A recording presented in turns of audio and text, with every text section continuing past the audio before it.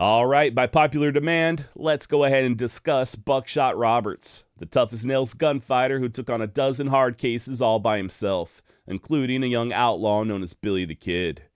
Now, if you're anything like me, your first exposure to Buckshot Roberts was the movie Young Guns. You know the scene. Billy and the regulators were getting ready to have a nice lunch when Dirty Steve came running up saying that there was a well-heeled man headed their way. Sure enough, it was the grizzled Buckshot Roberts, slowly ambling up on a mule and sporting a pair of rifles. Claimed he was there for the bounty on the kid. He called Dick Brewer a peckerhead, cocked his rifle, said let's dance, and from there, the fight was on. But is that really what happened? And who exactly was this Buckshot Roberts guy anyway? I'm going to be honest with you, there's not a lot known about the real-life Roberts. Hell, we don't even have a photo of the man. Sure, there are images online claiming to be Roberts, but for the most part, they depict a guy by the name of George Coe. Which does sort of make sense considering that Roberts shot a couple of Coe's fingers off. We'll get to that here in a moment. Best I could find so far as a description of the real Roberts goes, just states that he was short, stocky, and preferred mules over horses. I've also seen a few references to him being born in 1837. I was not able to verify, but if that's true, he would have been around 41 years of age in 1878 when he went toe-to-toe with Lincoln County's finest. His real name, allegedly, was Andrew L. Roberts. No idea what the L stood for, but it's next to certain that he was never known as Buckshot during his own lifetime. That particular nickname wouldn't appear in print until Emerson Huff published Story of the Outlaw in 1907. According to Mr. Huff, Roberts spent quite a few years in the U.S. Army, eventually reaching the rank of sergeant. Okay, maybe, but Roberts' gravestone states that he served with the Confederates. I don't know, maybe it was both. Whatever the case, Buckshot damn sure weren't no stranger to violence. Or to paraphrase Charlie from Young Guns, Roberts was deadlier than smallpox. Legend has it that he worked with Buffalo Bill Cody hunting meat for the railroads, after which he pinned on the badge of a Texas Ranger. He got injured in a fight with the Comanche, or Kiowa, I've seen references to both, and he'd be injured yet again later on when he and the Rangers got crossways of one another. Supposedly, Roberts killed a man there in Texas, and when his Ranger compadres tried to arrest him, that's when things went south. According to Emerson Huff, it was 25-1, and Roberts took a load of buckshot to the shoulder, resulting in limited mobility in his right arm. From that point on, he was unable to shoulder his rifle and was forced to fire from the hip. His beef with the Rangers was also mentioned by George Coe in the book Frontier Fighter. According to George, Roberts had, quote, once ran into a regiment of Texas Rangers and killed several of them single-handed while making his escape, end quote. Full disclosure, there are 0 official records of Roberts ever actually being a Texas Ranger. That said, he was known to go by the alias of Bill Williams, so who knows, maybe he had an alias in the Rangers as well, or maybe Roberts wasn't even his real name to begin with. There's just a lot we don't know about the man. I cannot stress that enough. Buckshot's origins, according to historian Robert Utley, were quote-unquote murky. Talk about an understatement. And to hear Utley tell it, Roberts rarely spoke of his past and pretty much just minded his own business. That said, things do clear up once he arrived in New Mexico. Once again, according to Emerson Huff, Roberts, quote, took up a little ranch in the beautiful Ruidoso Valley of central New Mexico, one of the most charming spots in the world, and all he asked was to be let alone, for he seemed able to get along and not afraid of work. When the Lincoln County War broke out, he was recognized as a friend of Major Murphy, one of the local faction leaders. But when the fighting men curtly told him it was about time for him to choose his side, he, Roberts, just as curtly replied that he intended to take neither side, that he had seen fighting enough in his time and would fight no man's battle for him. End quote. Okay, but be that as it may, Roberts wouldn't remain neutral for long. There is some indication that he occasionally worked at a store owned by Murphy's business partner, James Dolan, and eventually Roberts would ride with at least 2 posses on behalf of the Murphy-Dolan faction. He was part of that bunch that visited Tunstall's ranch on February 12, 1878, and again just 6 days later when Tunstall was murdered. I have read differing accounts, so please double check me on this, but it does appear as if around half of the posse, Roberts included, stayed behind at the ranch when Tunstall was murdered, so he most likely didn't get his hands dirty in that particular killing. Doesn't matter though, his name was still listed on a warrant issued by Justice of the Peace Squire Wilson shortly thereafter. By the way, I'm saying all of this as if you're already familiar with Billy the Kid and the Lincoln County War. If you're not, or if you just like to find out additional information, feel free to check out the series I did on Billy the Kid a while back. Link down below. Now, that guy I mentioned a moment ago, Justice Wilson, he's the one who deputized Dick Brewer following Tunstall's funeral. And in turn, it was Brewer who formed the Regulators, which included a young man by the name of Henry McCarty, a.k.a. William H. Bonney, alias Billy the Kid. Contrary to popular belief, the Regulators were not just former employees of the late John Tunstall. Billy Bonney was, but many of them, like Doc Scurlock and Dick Brewer, had ranches of their own. They liked and respected Tunstall. They considered Dolan and the House to be their common enemies, but things weren't exactly as depicted in the movie Young Guns. Case in point, John Tunstall was only 24 years old at the time of his death. Yeah, you heard that correctly, 24 years old. I think Dick Brewer, by contrast, was already 28 or 29. Little details like that notwithstanding, I do still consider Young Guns, and Young Guns 2, to be excellent movies. Probably my favorite movies depicting Billy the Kid. Anyway, like I said, the Regulators were deputized following Tunstall's murder, and it wasn't long before they set out in search of those who were responsible. On March 9th, they apprehended Buck Morton and Frank Baker, both of whom were suspected in taking part in the assassination. I talk about this much more in depth on that series I did on Billy the Kid, but long story short, Morton, Baker, and another guy named William McCloskey were all shot dead or in hell. Don't worry, we will circle back to Buckshot Roberts here in just a second, I promise. Now, on the very same day as that triple killing that I just mentioned, the territorial governor, Samuel Axtell, arrived in Lincoln to see about all the rampant lawlessness. And while he was there, he went ahead and nullified Squire Wilson's appointment as Justice of the Peace, which in turn meant that Dick Brewer and the Regulators were no longer deputized. And then, just a few weeks later, the Regulators rode into Lincoln and killed Sheriff Brady in broad daylight, right there in front of God and everybody. Which brings us back to our very own Andrew L. Buckshot Roberts. Wild West or not, you just can't go around murdering lawmen, right? Even the crooked ones.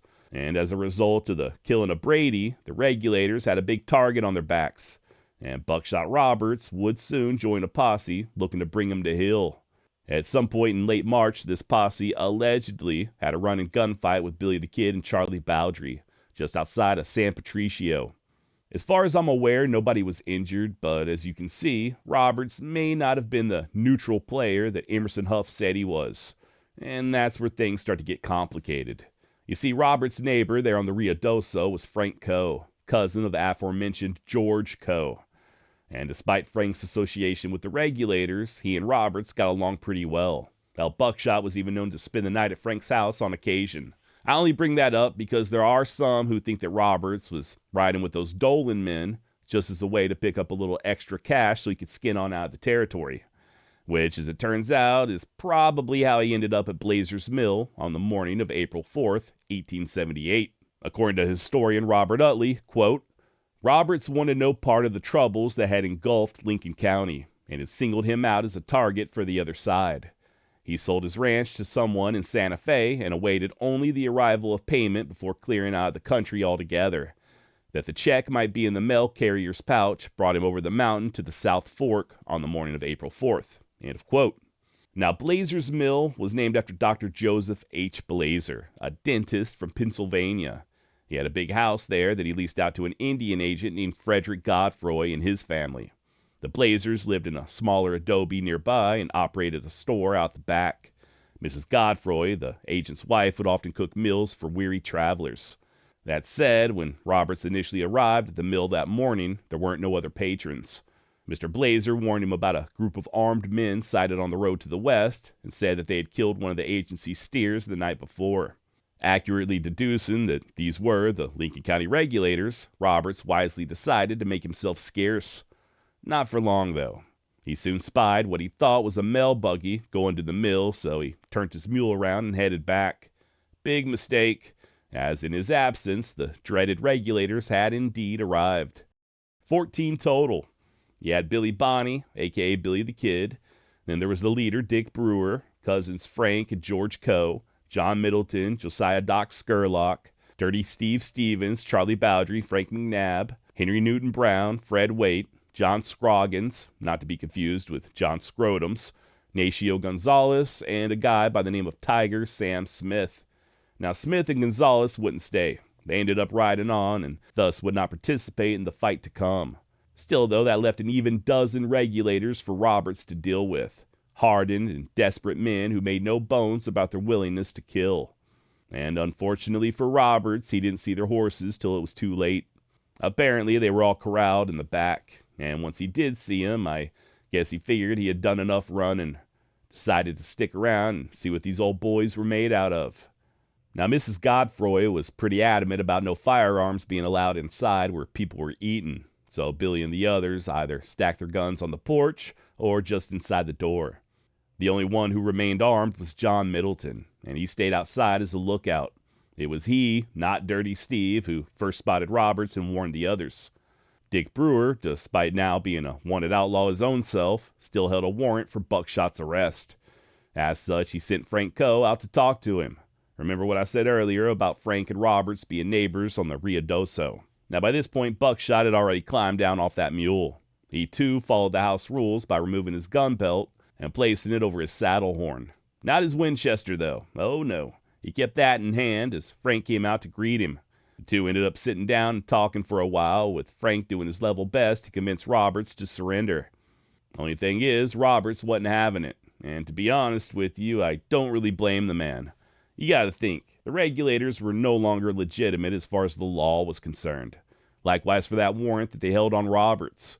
Also, Roberts knew full well what had happened to Baker, Morton, and McCloskey. I guess he figured if he let himself get arrested, then he too would be gunned down as he attempted to, air quotes, escape. He told Coe that if it was just him and George and maybe Dick Brewer, then he'd have no problem surrendering. But there weren't no way in hell he was going to take his chances with Billy the Kid and Charlie Bowdre. Guess there was still some bad blood from that running gunfight a week prior. According to Frank, they talked for at least half an hour. Quote, I begged him to surrender, but the answer was no, no, no. I think he was the bravest man I ever met, not a bit excited, knowing too that his life was in our hands. Finally, Dick Brewer got tired of waiting and sent out some reinforcements, one of whom was Charlie Bowdre. And well, let's just say that Charlie wasn't quite as tactful as Frank Coe. As soon as he came outside, he yelled at Roberts to throw his hands up, to which Buckshot simply replied, no. Charlie then went for the butt of his pistol as Roberts raised his rifle to his hip. According to Billy the Kid biographer James B. Mills, quote, the two men then fired on each other almost simultaneously. Roberts' shot hit Bowdre's belt buckle before ricocheting and shattering George Coe's gun hand, destroying his trigger finger and thumb. As for Bowdre's round, it hit Roberts in the belly. Frank Coe would later recall seeing the dust flying from Buckshot's clothing when the bullet struck. At this point, the rest of the regulators spilled outside as Roberts began backing into the doorway of Doc Blazer's office, working the lever on that Winchester of his with a fury. According to Frank, he had never seen a man that could handle a Winchester as fast as Roberts could.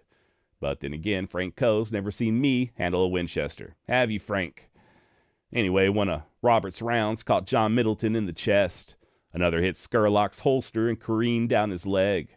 Doc's grandson, Joe, would later quote his granddaddy as saying that the bullet burned like a hot iron.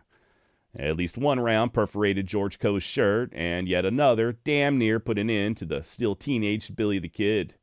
Luckily, he was able to take refuge between a wall and a wagon, and Robert's bullet only managed to scratch his arm.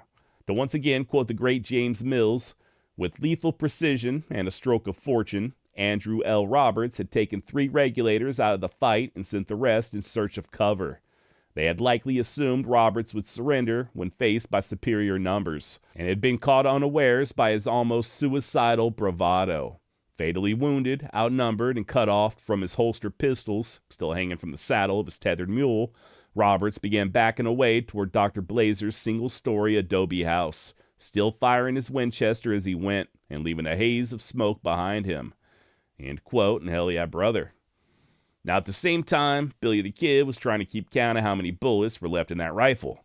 When he judged that Roberts was out of ammo, he went charging in. Only thing is, Roberts was ready and shoved his empty rifle into Billy's stomach, knocking his air out. And once again, the Kid was forced to retreat. In the meantime, the wounded Roberts went searching for another weapon. found exactly what he was looking for hanging on the wall in Doc Blazer's office. A single-shot 1873 Springfield, chambered in .45-70. And I don't know about you, but I do not want to get shot by a .45-70, ever. Not even if there's a fire. Rummaging around further, Roberts found a box of shells. He then made a barricade of sorts with a mattress, loaded the rifle, and prepared to sell his life dearly. Meanwhile, Charlie Sheen, aka Dick Brewer, tried to persuade one of the employees there at the mill, David Easton, to go flush Roberts out. And when Easton declined, Dick appealed to Blazer and Agent Godfroy. They too had sense enough not to approach a man like Roberts when he was wounded and backed into a corner. So finally, Brewer decided to handle it by himself. Crept around back to the corral and took cover behind a pile of wood, about 100 yards or a little over 100 yards away from where Roberts was hiding. This episode of the Wild West Extravaganza is brought to you in part by DraftKings. I can't believe it's already January, but here we are. And you know what that means. It's playoff time. And what better way to enjoy the playoffs than by getting in on the action at DraftKings Sportsbook, an official sports betting partner of the NFL. Look, we all know scoring touchdowns is key to winning in the playoffs, right? Well, you too can score big by betting on DraftKings. If it's your first time, you can even do something as easy as picking a player to score 6. Just go to the DraftKings Sportsbook app and make your pick. And just to make things even more simple, DraftKings gives you lines and odds for each and every game. Just please keep in mind that those lines and odds are subject to change. What are you waiting on? Download the DraftKings Sportsbook app and use code WILDWEST. That's code WILDWEST for new customers to get $200 in bonus bets instantly when you bet just $5. Only on DraftKings Sportsbook. The crown is yours. Gambling problem? Call 1-800-GAMBLER. In New York, call 877-8-HOPE-NY or text HOPE-NY. 467-369. In Connecticut, help is available for problem gambling. Call 888-789-7777 or visit ccpg.org.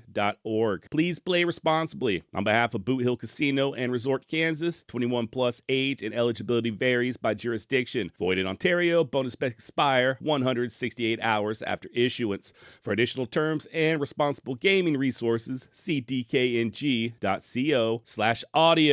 Today's episode of the Wild West Extravaganza is also brought to you by ExpressVPN. All right, so check this out. I learned me a little something kind of mind-blowing recently. Apparently, Netflix has more than 18,000 titles globally, but only like 6,000 of those are available here in the U.S. In other words, if you live in the States, you're missing out on literally thousands of great shows unless you use ExpressVPN. Yes, Netflix does hide content based on your location, but with ExpressVPN, you can change your online location and thus control where you want Netflix to think you're located. They've got servers in over 100 countries, so you gain access to thousands of new shows and never run out of stuff to watch. And it's not just Netflix. You can do the same thing with other streaming services like Disney+. But Josh, why go with ExpressVPN when there are other VPN providers? I'll tell you why. First, they're easy to use. You just fire up the app and you're one click away from changing locations. Secondly, ExpressVPN works on all of your devices, your phone, your laptop, your tablets, and yeah, even that smart TV of yours. Finally, I think this is a big one. ExpressVPN is rated #1 by tech reviewers like CNET and The Verge. I'm a big fan of The Office, the US version, and I was not a happy camper when they left Netflix. But did you know that you can still watch The Office on Netflix by using ExpressVPN? That's right. They've also got other classics not currently available in the United States like Shawshank Redemption, The Godfather, and Pulp Fiction. I really cannot stress how easy it is to use. All you gotta do is open up the app, select a country, tap just one additional button to connect, refresh Netflix, and voila, you're in, baby.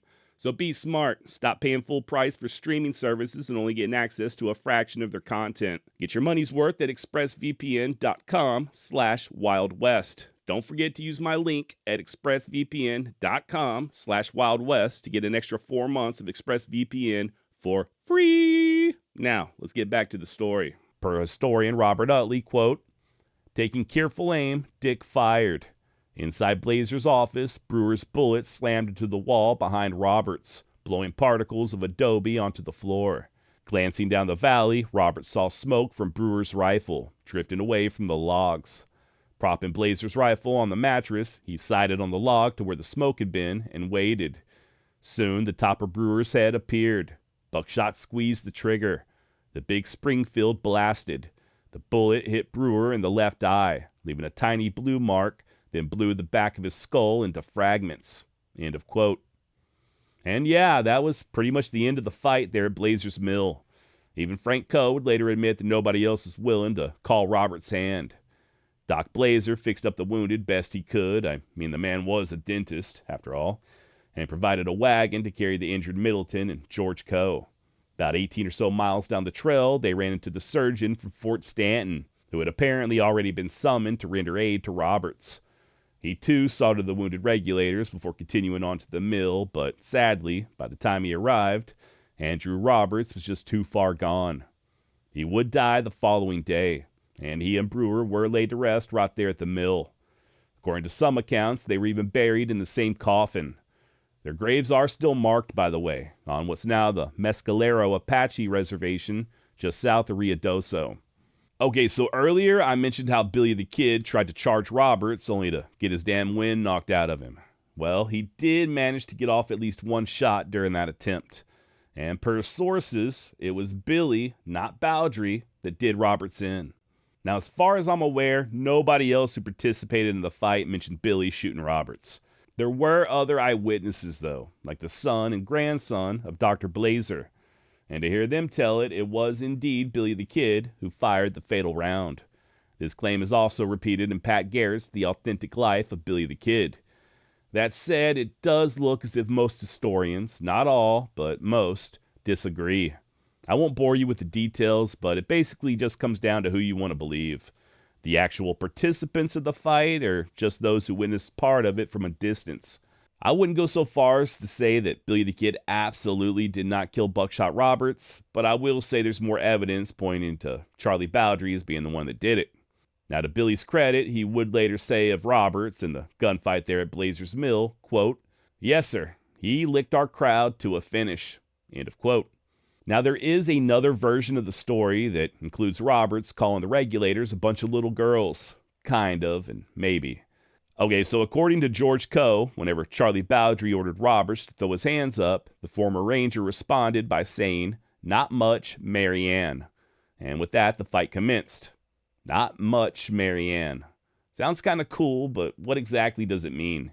Well, as I hinted at a moment ago, I always thought it was just Robert's way of calling Bowdre a little girl. Just to kind of get under his skin. But as it turns out, it may go a little deeper. According to my buddy James over at the Billy the Kid Historical Coalition, the phrase "not much" was often used as a stand-in for "yeah, right." And Mary Ann, in certain locales, was a derogatory term used to describe gay people. So if the conversation really occurred, as George Coe claims it did, then when Bowdre told Roberts to surrender, he basically replied sarcastically by saying, "Yeah, right, homo." Of course, that's assuming that the conversation even happened. George and his cousin Frank do offer up a lot of great insights, but you also got to be careful and not take every little word they say as gospel. They were human just like the rest of us, and they were known to get details wrong on occasion. I think James Mill hit the nail on the head when he stated that it's virtually impossible to write up a depiction of the shootout at Blazer's Mill that everyone will agree on. Besides, no matter the details, we do know for a fact that Andrew Roberts took on a dozen killers all on his lonesome. And although they were successful in putting him under, he killed their leader in the process, as well as leaving a few of the others with scars they'd carry for the rest of their lives. That's why you see so many photos of George Coe and that blown-off finger of his. Now, there is an alternate version that claims Roberts was not trying to sell his ranch, or even leave the territory for that matter, and it was he who went hunting after the regulators, like a bounty hunter, basically like they showed in Young Guns. This was the assertion made by none other than George Coe. According to him, quote, "Rumor had it that the law was offering $100 a head for the men who slew Brady. The offer held good, dead or alive, but preferably dead, as dead men are easier to handle. Arriving in Lincoln, Roberts immediately offered his services for the job. He was hired and given the blessing of the law. He at once got busy," end of quote.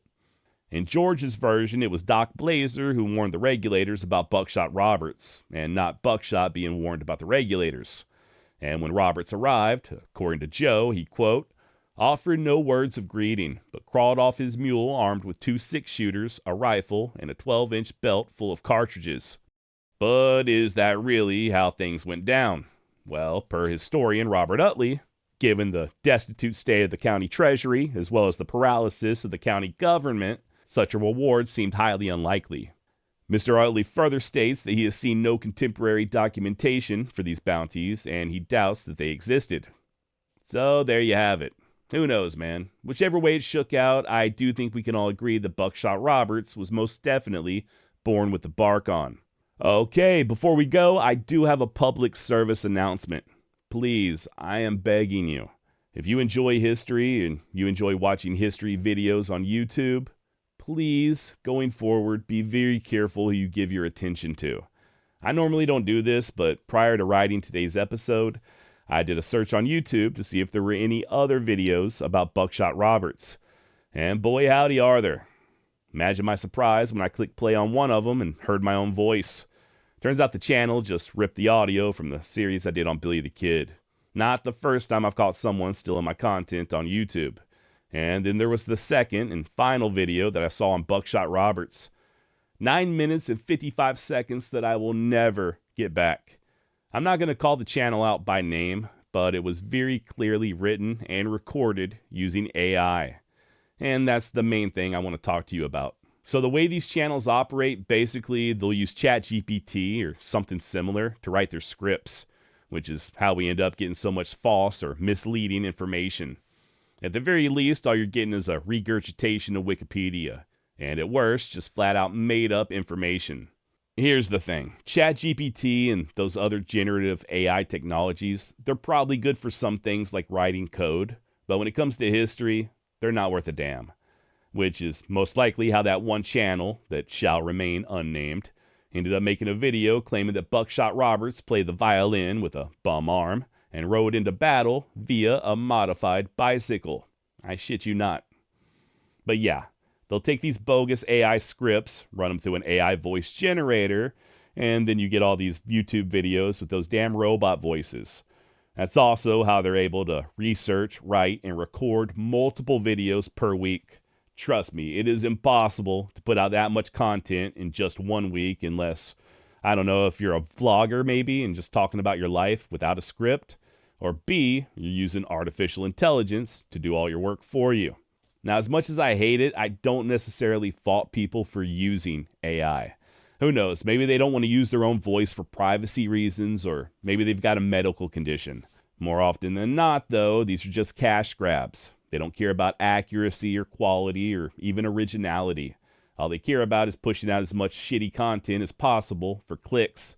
And it's this shitty content that drowns out all the actual good content made by real people. Right now, as of January 2025, these channels are pretty easy to recognize. Even the ones that shell out money for the more realistic sounding voices. If you know what you're listening for, you can identify them. That said, the technology is growing by leaps and bounds. I don't think I'm exaggerating when I say that by this time next year, we will not be able to decipher the difference. And for some people like me who are kind of sort of out in the public, we're at the additional risk of having our voices cloned. To be honest, anybody can have their voice cloned nowadays. It's very easy. Now, I bring all this up for two reasons. One, if you see anything like this on YouTube where someone's stealing my content or the content of others, just report them. And two, the main reason I wanted to bring this up is not just YouTube. Our entire reality, pretty much every single facet of our lives, very soon is going to be inundated with artificial intelligence. I just saw the other day they're selling barbecue pits with generative AI built into them. Won't be long before you won't even be able to buy a hammer or a damn broom that doesn't utilize artificial intelligence. Why? What is the point? Anyway, the biggest threat going forward, in my opinion, all that other bullshit aside, the biggest issue is how we're going to evaluate information that matters. And I'm not talking about history. I'm talking about current events, the news, what's happening right now in the world.